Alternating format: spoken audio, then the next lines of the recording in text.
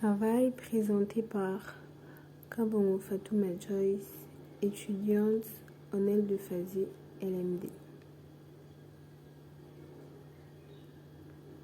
La configuration organisationnelle selon Henri Nitzerg.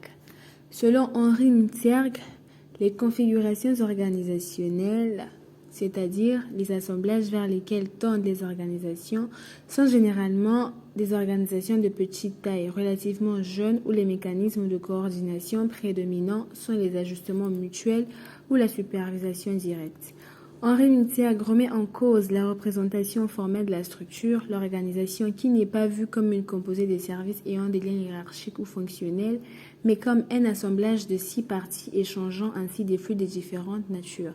Ce fait l'idéologie, sommet stratégique, ligne hiérarchique, centre opérationnel, technostructure, fonction de support logistique. Nitzerg dit qu'il existe 5 types de structures. La structure simple, l'élément clé de l'organisation, la bureaucratie mécaniste, elle se rencontre dans les organisations. La structure divisionnelle, qui se trouve dans les organisations dont les différentes activités ont été reparties par grands domaines. La bureaucratie professionnelle, qu'il s'agit d'une organisation dont l'activité requiert les professions hautement qualifiées. Et la déocratie, une organisation flexible, adaptable selon les besoins. Alors, il dit aussi qu'il existe 7 configurations. En quelque sorte, les 6 parties de l'organisation et les 6 mécanismes de coordination se combinent pour créer 6 forces fondamentales auxquelles sera soumise l'organisation. Alors, en premier lieu, nous avons la centralisation, qui est la force exercée par le sommet stratégique, les désirs de conserver les pouvoirs, le contrôle et la prise de décision. Et en deuxième position, il y a la standardisation, qui est une force exercée par la technostructure. On cherche la rationalisation. Le mécanisme de coordination dominant, la standardisation des procédés de travaux, la configuration bureaucratie mécaniste. En troisième lieu, nous avons la balkanisation, la force exercée par la ligne hiérarchique, c'est-à-dire les unités désirent plus d'autonomie et plus de pouvoir. Le mécanisme de coordination dominant, la standardisation des résultats, la configuration divisionnalisée.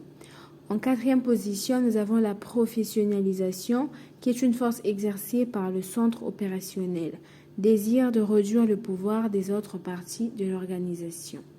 En cinquième position, nous avons la collaboration, qui est une force exercée par la fonction de support logistique, les désirs de s'impliquer dans l'activité centrale de l'organisation.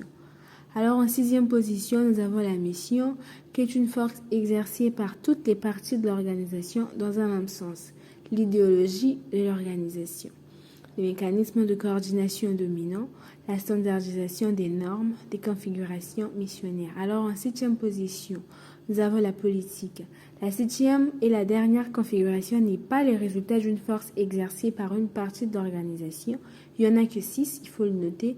C'est la configuration qu'adopte une organisation dont aucune des 6 forces ne l'emporte. C'est le chacun tire de son côté. En quelque sorte, c'est de l'égoïsme ou quelque chose du genre.